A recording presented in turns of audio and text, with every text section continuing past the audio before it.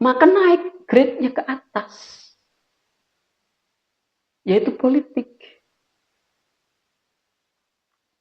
Maka yang menyatakan batal, dia telah batal atau dia telah membatalkan sumpahnya itu adalah politik. Ketika dia seorang presiden tidak melaksanakan kewajiban sesuai undang-undang, tidak melaksanakan kewajiban sesuai dengan konstitusi, dan tidak mewujudkan apa itu kesejahteraan, apa itu mencerdaskan bangsa, maka saat itu, detik itu secara politik, presiden batal. Dia telah membatalkan dirinya sebagai presiden. Dan itu pernyataan politik namanya. Jadi rakyat secara politik menyatakan dia batal sebagai presiden. Nah, ini pendidikan buat rakyat. Atau buat calon presiden. Status kepresidenannya itu hilang sebenarnya secara politik. Berubah. Bukan lagi presiden, tetapi penguasa. Kalau politik ya saya belajar dari Pak Jokowi. Nggak usah malu-malu lah, ya kan. Kadang-kadang orang sudah nggak berkuasa, mau dikuyu-kuyu, mau dijelek-jelekin. Jangan. Kita hormati semua. Kami tidak akan ragu-ragu membela kepentingan rakyat Indonesia. Kami tidak ragu-ragu. Lebih merapat. Kebijakan-kebijakan yang ada, menerima atau tidak? Kelangkaan LPG kalian menerima atau tidak? Pihak kepolisian juga harus. Bijak itu soal bagaimana mampu berempati. Bijak itu soal bagaimana mampu bersikap terhadap kondisi dan situasi yang ada. Bijak itu berarti mampu menahan apa yang bergolar di dada untuk tidak diaktualisasikan ketika apa yang bergolar di dalam dada itu diaktualisasikan akan menyakiti pihak-pihak lainnya. Bijak itu berarti adalah apa? Mampu menahan diri untuk tidak terlalu euforia dengan gejolak batin atau ingin menyenangkan pihak tertentu tapi kemudian mengabaikan mayoritas masyarakat. Ya.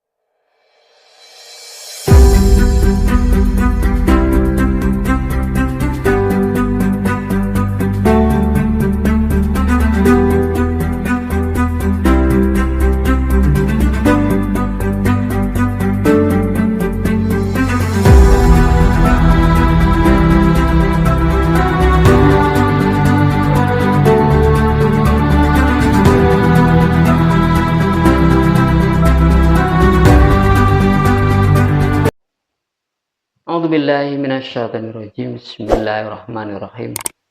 Assalamualaikum warahmatullahi wabarakatuh. Salam sejahtera untuk Anda dan untuk kita semua. Alhamdulillah, pemirsa yang dirahmati Allah. Salam jumpa kembali dalam channel Ulas Kajian dan Peristiwa. Banyak sekali peristiwa-peristiwa yang telah, sedang, dan akan terus terjadi di negeri kita. Ya, tentunya banyak pula ulasan-ulasan yang semestinya sampai kepada rakyat, pada bangsa kita semua. Saudara pemirsa, salah satu peristiwa yang akan jadi bahan ulasan di sini, ya, sudah saya tampilkan di muka di depan, yaitu berupa cuplikan-cuplikan video. Nah, inilah yang akan kita bahas, saudara. Inilah yang akan kita ulas, saudara. Ya. Jadi, pemirsa yang dirahmati Allah, ya, saya akan berikan landasan untuk bisa memahami apa yang akan saya ulas. Ya. Tentang apa? Tentang politik dan perpolitikan. Ya, landasannya begini, saudara. Politik itu bersifat netral. Netral artinya belum memiliki nilai atau penilaian ketika belum ada yang melakukannya atau belum ada yang melaksanakannya. Nah, ketika ada yang melakukan atau ada yang melaksanakannya, maka disitulah nanti akan terlihat dia berpolitik secara benar atau sebaliknya berpolitik secara salah. Atau politik dapat digunakan secara benar, politik dapat digunakan secara salah. Istilah Qur'annya adalah hak dan batil. Jadi untuk melihat dia menggunakan politik secara hak atau secara batil, maka timbangannya adalah nilai. Apa itu nilai? Ya untuk menilai apakah dia itu memberlakukan politik secara batil atau secara hak. Ya. Nilai-nilai itu adalah etika, itu nilai. Moral, itu nilai. Adab, itu nilai. Dan akhlak yang tertingginya. Itu semua nilai-nilai. Nilai-nilai ini sumbernya dari Allah. Jadi ketika ingin melakukan sebuah tindakan, dalam hal ini adalah berpolitik, maka landasannya itu, saudara, minimal etika. Itu minimal landasannya. Ya, terlalu tinggilah kalau akhlak. Tapi itu saja sudah memenuhi untuk bisa menilai apakah dia berpolitik secara hak atau batil. Nah itu, saudara. Ini sebagai landasan untuk saudara memahami apa yang akan menjadi ulasan. Ulasan apa? Peristiwa. Peristiwa apa? Yang sudah terjadi. Yang telah terjadi. Apa yang telah terjadi? Yang akan dibahas, yang akan diulas di sini, yaitu tadi video-video yang tampil di muka. Oke, saudara pemirsa yang dirahmati Allah. Ya. Kita ambil landasan lagi. Ya, untuk mengukur dia itu melaksanakan politik secara hak atau batil. Di samping tadi nilai-nilai sebagai landasan, ya, sebagai landasan etikanya itu yang tidak tertulis, ya, karena memang nilai-nilai itu tidak tertulis, ya, tertulisnya di mana? Ya tertulisnya adanya di sumbernya, yaitu Al-Quran sebagai kitabullah. Nah, sekarang landasan yang tertulisnya secara konstitusi ya ada. Nah, mari kita ukur dengan itu. Itu nilai-nilai yang tadi tidak tertulis atau tertulis di dalam Al-Quran itu ya kaitkan dengan yang tertulis secara konstitusi. Kan begitu, saudara. Nah, di dalam pasal 4 Undang-Undang Dasar 1945 di sana dikatakan, nah nanti berkait dengan yang sudah saya judulkan, agar saudara itu dapat memahami perbedaan antara presiden dan penguasa. Ya. Nah, di sini kita akan lihatnya. Dan kedua istilah itu, presiden dan penguasa, tercantum di dalam pasal 4 Undang-Undang Dasar 45. Yaitu bunyinya, Presiden Republik Indonesia memegang kekuasaan pemerintahan menurut Undang-Undang Dasar dalam melakukan kewajibannya. Itulah presiden namanya. Ada kekuasaan, ada presiden. Jadi dua kalimat ini, dua kata ini, presiden dan kekuasaan. Ya. Jadi presiden memegang kekuasaan. Memegang kekuasaan pemerintahan menurut undang-undang. Artinya apa, saudara? Kekuasaan presiden itu diatur oleh undang-undang. Menurut undang-undang artinya harus sesuai dengan undang-undang dasar. Dalam hal apa? Dalam hal melakukan kewajibannya. Jadi, ketika dia menerima jabatan sebagai presiden, maka di pundaknya itu ada kewajiban sebagai sebuah konsekuensi. Nah, kewajiban itu dilakukan menurut undang-undang. Ini gitu lagi. Jadi diatur oleh undang-undang dalam rangka melaksanakan kewajibannya itu. Jadi artinya apa? Kekuasaan yang diberikan itu kepadanya itu, memiliki batas dan dibatasi. Begitu, saudara. Kekuasaan yang diberikan kepadanya memiliki batas dan dibatasi. Oleh apa? Oleh undang-undang. Oleh siapa? Oleh rakyat. Karena jabatan presiden itu yang memberikan rakyat. Memilih, kemudian mengangkat, lalu ditetapkan. Itu kan rakyat yang punya urusan. Gitu. Nah, ketika menjalankan kewajibannya itu diatur. Oleh karenanya itu harus ikuti aturan yang telah ditetapkan oleh undang-undang. Jadi, kekuasaannya itu memiliki batas dan dibatasi. Artinya kekuasaan itu sifatnya terbatas bagi seorang presiden. Ya. Itu yang harus menjadi catatan penting buat seorang presiden.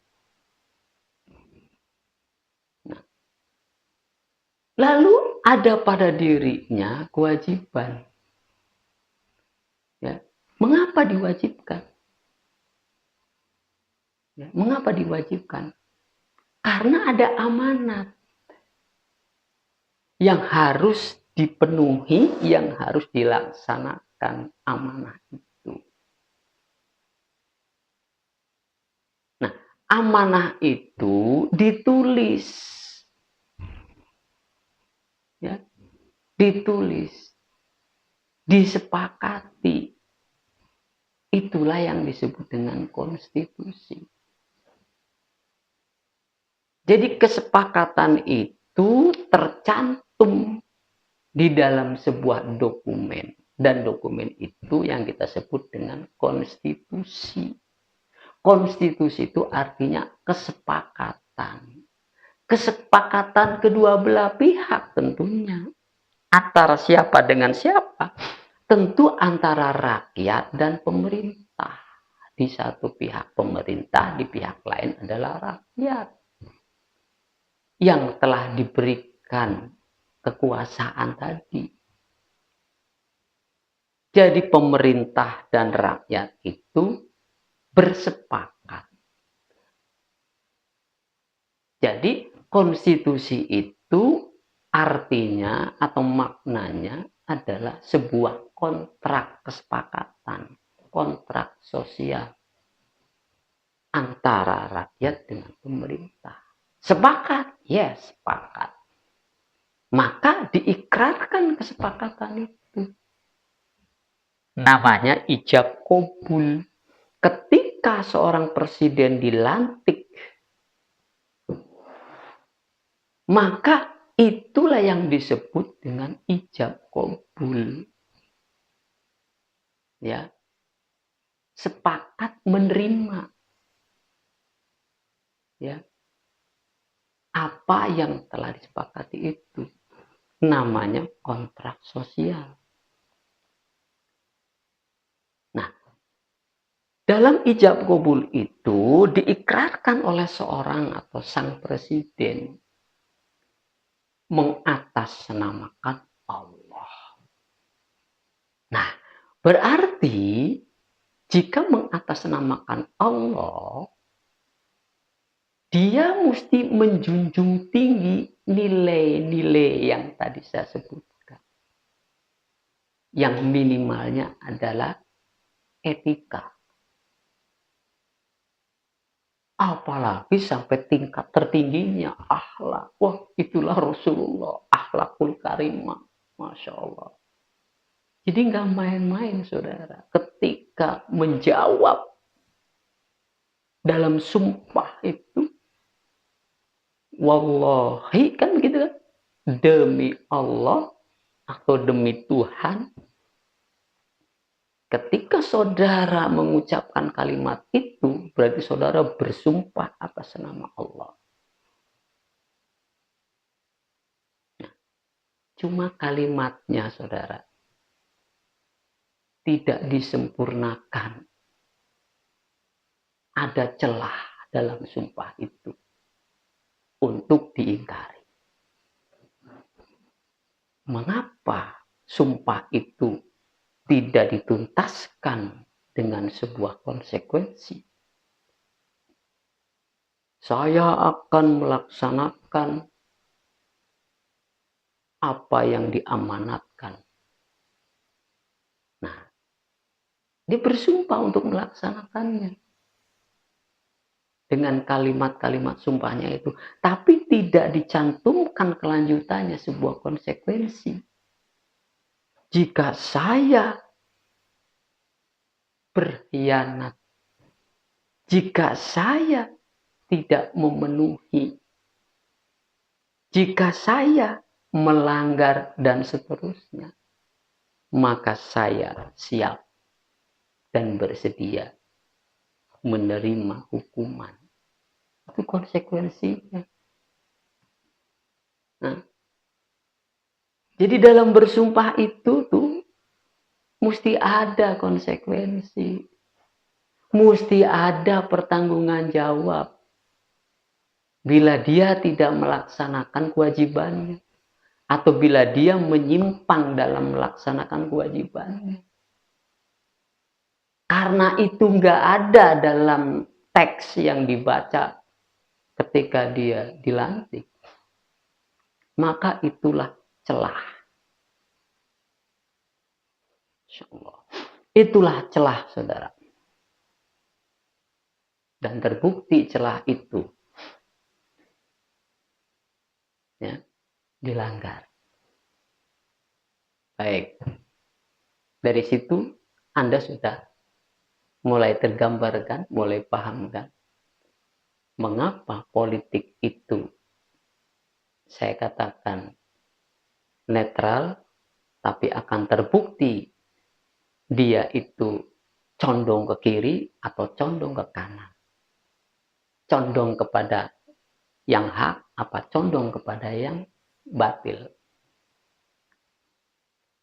Nah, karena di dalam sumpah itu tidak ada konsekuensinya. Ya.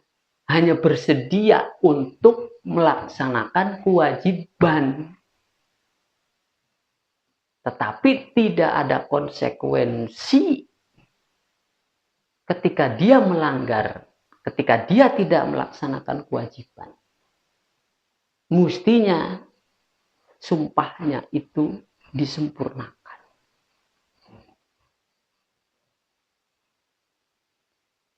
Lalu apa kewajiban yang ada di pundak seorang presiden?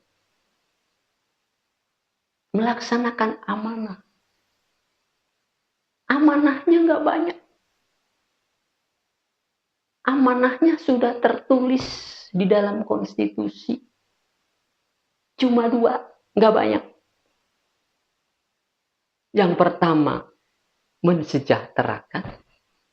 Yang kedua, mencerdaskan bangsa. Artinya seluruh rakyat Indonesia. Itu amanahnya. Ya, saudara paham tuh. Jadi rakyat kudu paham nih. Bahwa dia, seorang presiden, telah bersumpah ingin melaksanakan amanah yang telah disepakati di dalam kontrak sosial tadi. Cuma tadi saya katakan tidak ada konsekuensinya di dalam sumpah itu dicantumkan. Itu kelemahannya.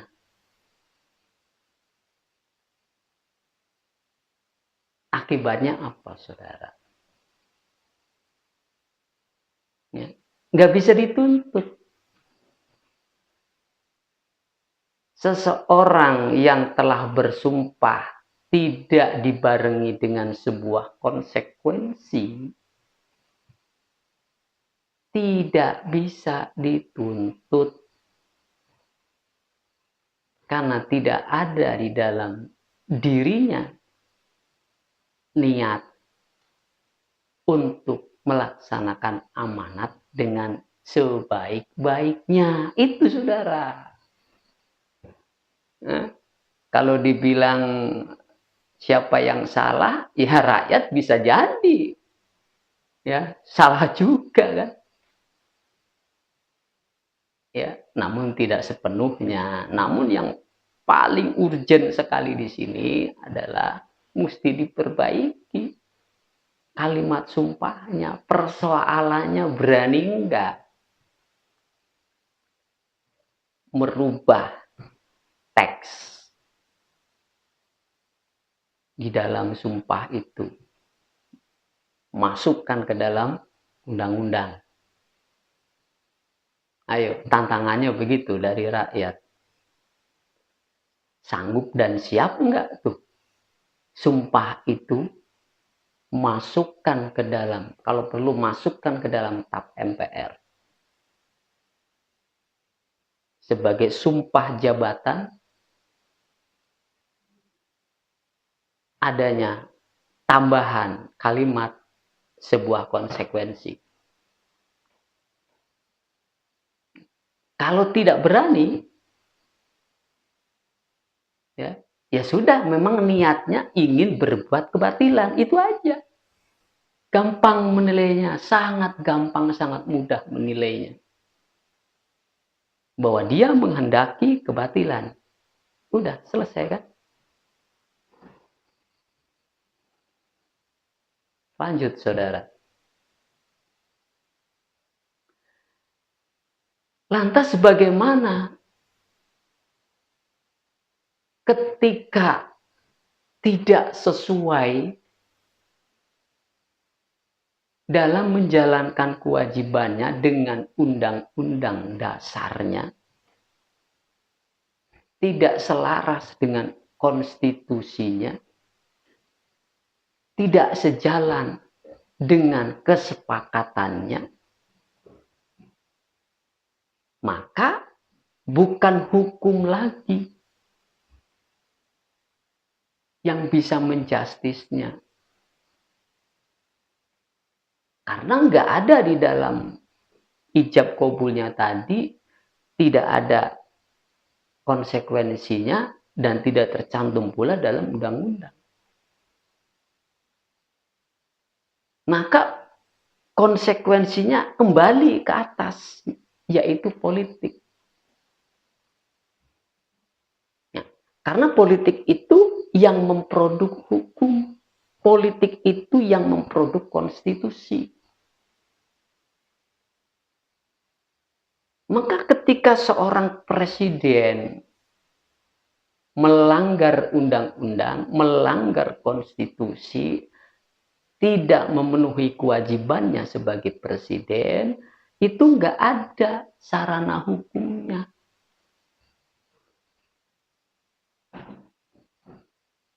Untuk memakzulkan atau untuk memecatnya. Nggak ada sarananya. Makanya sulit kan?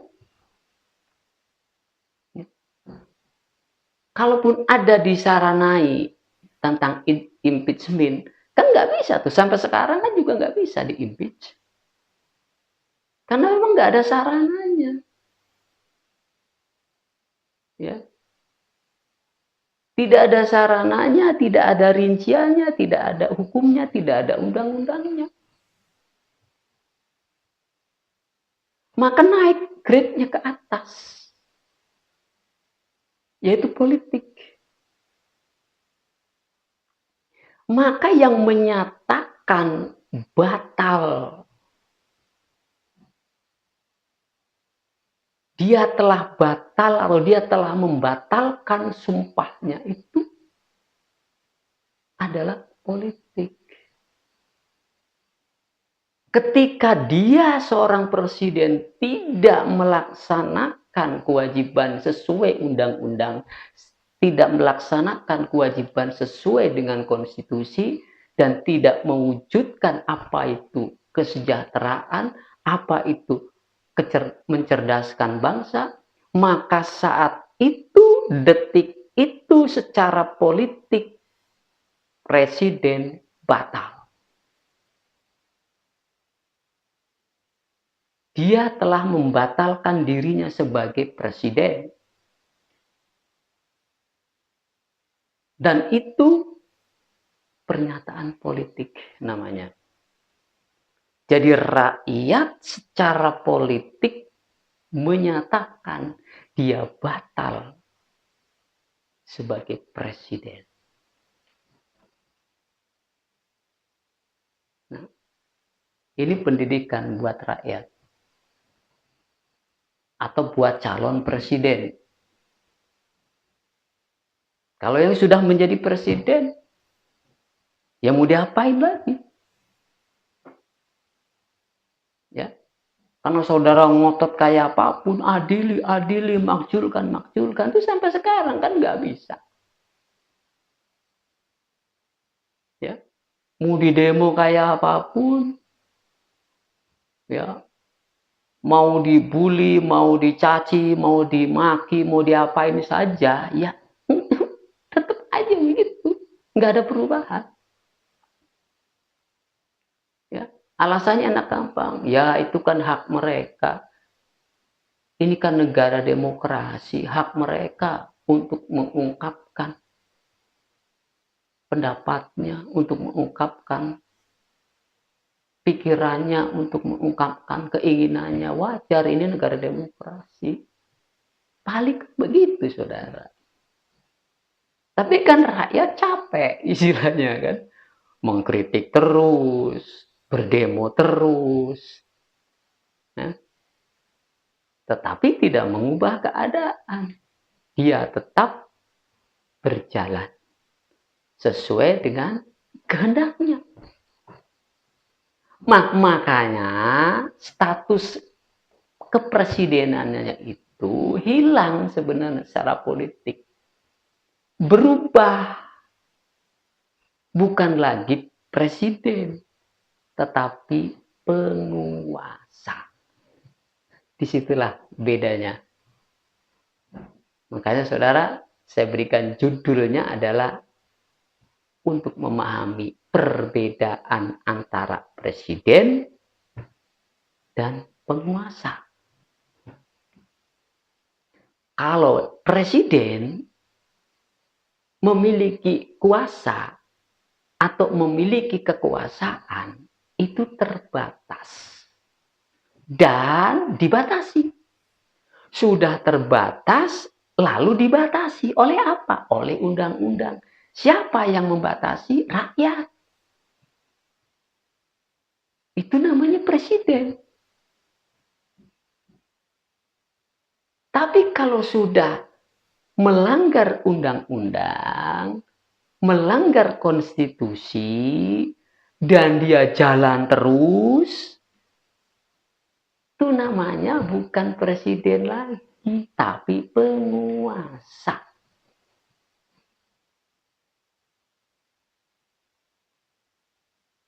Lantas dia berjalannya dengan apa? Dengan kekuasaan.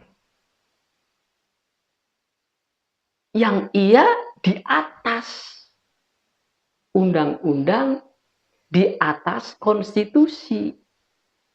Jadi undang-undang dan konstitusi dikangkangi begitu saudara. Itu namanya penguasa. Nah, yang demikian itu sah secara politik kalau itu adalah seorang sultan, seorang raja, karena dia memiliki kerajaan, dia memiliki kesultanan. Tetapi ini republik milik bersama. Makanya presiden, ya, penguasanya disebut presiden, di mana kuasanya atau kekuasaannya dibatasi. Ya. Berapa lama dia jadi presiden? Durasinya 5 tahun, berdasarkan konstitusi dan undang-undang dasar. Jika ingin menjadi presiden lagi, ya dipilih lagi begitu. Kan begitu, saudara, yang sudah disepakati. Itu bukti bahwa presiden itu memiliki batas waktu di dalam durasinya. Lalu dalam operasionalnya, ia juga dibatasi oleh undang-undang. Mana yang boleh, mana yang tidak boleh. Gitu. Itu namanya presiden. Nah, kalau sudah melampaui dari undang-undang dasar dan konstitusi, maka dia sebutannya bukan lagi presiden, tapi penguasa. Despot. Rezim. Makanya kan udah disebutnya begitu kan, udah rutin kan disebut oleh para politisi, para kritikus dan lain sebagainya, sebutannya rezim. Ya. Jangan pakai Z, pakai J, sudah ada rejim. Ya. Makanya dalam Quran itu kita selalu berlindung dari rejim. A'udzubillahi minasyaitonirrajim. Ya. Jadi itu langkah setan soalnya kan. Berlindung dari setan yang terkutuk. Jadi rezim itu adalah penguasa yang terkutuk. Despot namanya. Karena dia mengkooptasi negara. Mengambil alih secara total negara. Makanya disebut juga diktator. Paham? Bahasa Qur'annya itu Abu Jahal, Abu Lahab, Fir'aun, Namrud, dan yang sejenisnya. Itu bahasa Quran. Jadi hal seperti itu sudah pernah dilampaui, dilakukan oleh bangsa-bangsa, peradaban-peradaban masa lampau. Itu bahasa Qur'annya. Ya bahasa kitanya hari ini, hari-hari disebutnya rezim, atau despot, atau diktator. Karena melampaui apa yang digariskan oleh undang-undang, melampaui apa yang ditentukan oleh undang-undang, melampaui apa yang telah disepakati dalam konstitusi atau tidak melaksanakan konstitusi. Maka secara politik apa yang dilakukan adalah inkonstitusional. di luar. Inkonstitusional itu artinya di luar konstitusi. Ya. Nggak pakai lama. Secara politik pernyataannya mudah saja. Susah mengusutnya, saudara. Secara hukum nggak ada undang-undangnya. Ya. Walaupun sering dibicarakan, makjulkan, di-impeach, nggak ada sarananya yang valid, undang-undangnya yang pas, nggak ada. Apa buktinya? Ya nggak ada. Pembuktiannya juga kan. Apa ya bisa diadili presiden? Nggak bisa. Ya. Bagusan mana tuh sama apa namanya Korea? Ya. Korea pejabat yang melanggar undang-undangnya ya dipecat. Di Indonesia kan enggak begitu. Wajar ketika lengser pun dari jabatan kepresidenan itu nggak ada pertanggungan jawab. Ya, kerusakan yang diperbuat olehnya selama dia menjabat, ya nggak ada pertanggungan jawab. Lembaganya nggak ada. MPR bukan lembaga pertanggungan jawab seorang presiden. MPR hanya melantik saja. Kan sesuai dengan sumpahnya. Nah, kan nggak ada di dalam sumpahnya itu bahwa dia siap dihukum, siap diadili, siap untuk tidak melanggar bila berkhianat, bila korupsi, bila dan lain-lain. Ada nggak di situ dalam janjinya? Nggak ada. Kan kita kecele rakyat. Ya. Rakyat dan kita semua hanya mendengar bahwa dia akan melaksanakan kewajiban dengan sebaik-baiknya, seluruh-seluruhnya, sejujur-jujurnya. Kan begitu dalam sumpahnya. Tapi kan nggak kita dengar. Sebuah konsekuensi jika tidak melaksanakan, jika tidak sesuai, jika tidak mewujudkan, nggak ada. Maka ketika dia melanggar, ya nggak bisa diadili. Ketika dia selesai pun tidak ada pertanggungan jawab. Ngadilinnya di mana, mempertanggungjawabkannya di mana, sarana hukumnya nggak ada, sarana tempatnya juga nggak ada. Karena MPR bukan lagi lembaga tertingginya negara. Karena emang udah dihapus. MPR, DPR, dan Presiden itu sejajar. Apa ia bisa kalau sejajar mengadili? Nggak bisa. Ya, keliru lagi. Ketepu lagi kita sebagai rakyat. Masya Allah. Ya. Jadi capek, saudara. Jadi harus naik. Grade-nya naik. Jangan lagi kita menuntut para penguasa yang telah keluar dari jalur undang-undang. Dari jalur konstitusi. Kita tuntut. Nggak ada. Pasal-pasalnya nggak ada, undang-undangnya nggak ada. Jadi nggak ada di dalam draft hukum dan undang-undang dasar itu, di dalam konstitusi itu adalah pemecatan, pemakzulan, pemberhentian. Adanya di mana? Ya naik ke politik. Toh mereka selama ini memainkan negara, mengatur dan menata negara berdasarkan kebijakan politik, bukan kebijakan hukum.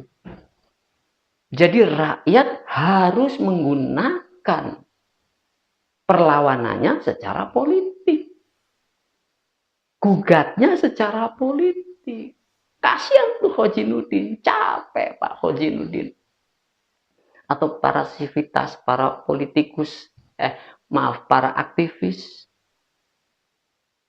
ya, itu udah banyak sekali upaya-upaya yang dilakukan secara hukum, tapi nggak tembus, capek doang, saudara. Jadi harus digugat secara politik, bukan digugat secara hukum. Ya, Pak, ya, pada nggak yakin sebenarnya kan. Bapak Abraham Samad mengajukan ke KPK, itu dia sendiri juga nggak yakin. Atau saudara Refli Harun mengkritik begini dan begitu, mesti begini dan begitu. Enggak, bergeming. Ya. Apapun upaya hukum yang akan dilakukan oleh rakyat, ya, oleh para penggerak, oleh para aktivis, nggak akan mempan. Karena mereka menggunakan politik di dalam mengkriminalkan rakyat. Jadi nggak apple to apple, saudara. Pihak penguasa menggunakan politik, hukum dijadikan alat untuk mengkriminalkan Anda sebagai rakyat, kita semua, sementara rakyat menggunakan hukum. Menuntutnya menggunakan hukum, mengkritiknya menggunakan hukum. Ya. Mendakwanya berdasarkan hukum. Mau mengadili berdasarkan prosedur hukum dan diikuti semua, kan nggak mempan. Ya kalah. Jadi apple to apple-nya, bandingannya adalah politik kontra politik, begitu. Lalu tindakan apa yang dilakukan secara politik itu oleh Khalid? Itu namanya tindakan politik. Demonstran itu namanya tindakan politik. Berdemo, berorasi, itu tindakan politik. Ya seperti itulah. Melalui jalur hukum sulit, nggak bisa. Jadi pakainya desakan secara politik. Ketika seorang presiden yang berubah menjadi penguasa. Karena seorang penguasa itu menguasai hukum, menguasai konstitusi, mengangkangi, arti menguasainya itu.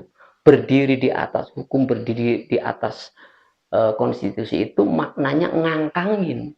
Kalau berdiri di atas hukum itu positif, konotasinya positif. Berdiri di atas hukum konotasinya positif, artinya dia berdiri berlandaskan hukum di dalam berbuatnya. Tapi ini berdiri di atas hukum, berdiri mengatasi hukum, berdiri mengatasi konstitusi, namanya ngangkangin, begitu saudara. Jadi berubahlah dia yang tadinya statusnya presiden menjadi statusnya penguasa. Itulah perbedaan antara presiden dan penguasa. Karena penguasa itu dipraktekkan di negara republik nggak cocok, bukan pasangannya. Karena di negara republik itu, ya, pemerintahnya itu sebutannya presiden, kedudukannya presiden, itu baru klub republik. Nah, ini penguasa berada di republik, kacau jadinya, rusak republiknya. Kan gitu saudara, kan mesti begitu memahaminya. Jadi negara republik itu mesti hadir di sana itu adalah seorang presiden, bukan seorang penguasa. Kalau hadir di sana seorang penguasa, maka akan diacak-acak undang-undang dan konstitusinya. Maka jauh panggang dari api. Apa yang menjadi kehendak rakyat, yaitu sejahtera dan cerdas. Yang ada sebaliknya, pembodohan dan pemiskinan. Dan itu fakta. Nah, berarti kalau gini sudah mudah menilainya. Politik digunakan secara batil, itu kesimpulannya. Maka politik yang digunakan secara batil, antitesanya adalah politik secara hak. Jadi hak kontra batil. Siapa yang melaksanakan politik secara hak? Ya rakyat. Siapa yang kudu melaksanakan politik secara hak? Ya rakyat. Ya, untuk melawan politik yang dilaksanakan secara batil oleh sang penguasa. Bukan presiden, bukan. Presiden itu baik. Presiden itu baik. Kenapa? Karena presiden pasti menjalankan undang-undang dan konstitusi. Ya. Jadi sebenarnya mudah saja, saudara, memahami ini. Nggak sulit. Ya.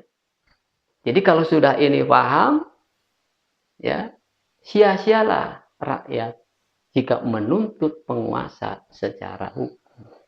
Nggak akan bisa. Karena memang bukan apple-nya, bukan bandingannya. Dan rakyat sangat berhak. Kenapa sangat berhak? Karena memang haknya rakyat. Karena rakyat tidak pernah memberikan kekuasaan secara full. Tidak pernah memberikan kekuasaan secara full. Ya, rakyat hanya memberikan kekuasaan kepada seorang presiden terbatas dan dibatasi oleh Undang-Undang Pasal 4 Undang-Undang Dasar 45 itu, saudara. Ya, paham ya?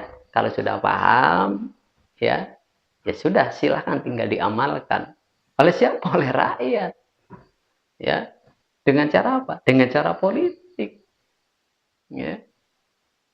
Demikian yang dapat saya sampaikan. Semoga ulasan ini menambah pengetahuan dan pemahaman khususnya bagi kita rakyat atau calon presiden. Siapapun dia calonnya, ya, maka sudah disiapkan pasal-pasalnya. Bagaimana caranya menjadi presiden yang bisa melaksanakan amanat rakyat bagi calon. Ya, kalau yang sekarang sudah menjadi presiden dan terlanjur menjadi presiden dan memang tidak ada kontrak perjanjiannya, sebuah konsekuensi, ya sudah, mau diapain lagi? Ya suka-suka mereka. Karena memang tidak ada konsekuensi untuk bertanggung jawab dalam sumpahnya. Ya, tinggal selamat berjuang saja kepada rakyat. Demikian, hadzanallahu wa iyyakum ajmain. Walhamdulillahirabbil alamin.